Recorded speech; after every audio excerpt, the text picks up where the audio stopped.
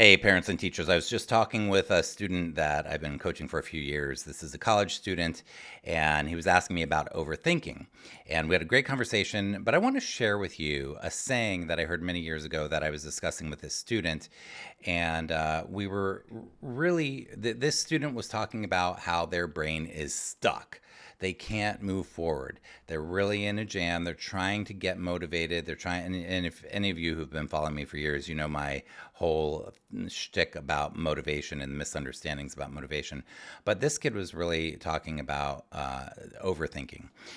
There's a term, and I'm going to tell you this saying in a moment, but there's a term called analysis paralysis. And all human beings, we all get into analysis paralysis, overthinking, and analyzing something so much that we are paralyzed. We cannot take action on the thing that if we took action on, it would help us move forward. It would help us get unstuck. So we get stuck. We get into analysis paralysis. We're thinking too much about it, analyzing it too much. And what I was there were two things. I'll tell you the actions I took with this student, but right now I'm going to tell you the idiom or cliche that I shared with this student, and it goes something like this. For those of you who like to take notes, you might want to jot this one down. It's brilliant. You can't think your way into a new way of living. You have to live your way into a new way of thinking. You can't think your way into a new way of living. You have to live your way into a new way of thinking.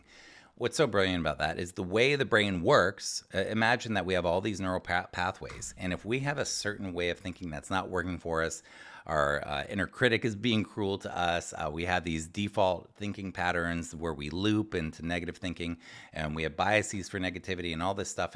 And our brain is stuck in that. Just trying to think our way into positive thinking or affirmations or that. So while that stuff does have its place and can be very helpful, it doesn't just change. And this student in particular was talking about how he's starting to experience success for the first time. And it's scary. And he gets paralyzed thinking about this. Feels like if I'm successful, people are going to keep expecting stuff from me. What if I mess up? What if I don't? So these sorts of challenges that we all have when we experience success. And he's going through that right now. And you can't think your way into a new way of living. You have to live your way into a new way of thinking. When we take different actions, he may not believe, as he told me, that he's worth success right now, but he will. For example, in playing guitar, I was not a confident player. When I would go play in restaurants and stuff with other people and started doing jams, I was not a confident player until I did it many times and didn't do it well. And then I did it enough times that I gained confidence through doing it. My videos that I make for YouTube, I don't really want you to go back and look at my early ones. They're kind of cringy, but I didn't know what I was doing. I was trying to create videos. My audio was bad, that they were too long. You might think that these are too long. I don't really care because I like what I'm doing nowadays. But the point is that to get confidence with that took me doing that to get confident. And for this student, for him to start believing this, he has to live it. He has to act as if he is worthwhile, act as if he's confident, act as if he believes he's worth success, etc. And eventually that will come through going through the actions, through living his way into a new way of thinking. The neurons will change. The neurons will change. He doesn't have to get as stuck in analysis paralysis. Will it still happen? Probably. Will he still overthink sometimes? Probably. But we're looking at frequency and intensity. He will do it less frequently, and it will be less intense. And he will more frequently have thoughts that are working for him.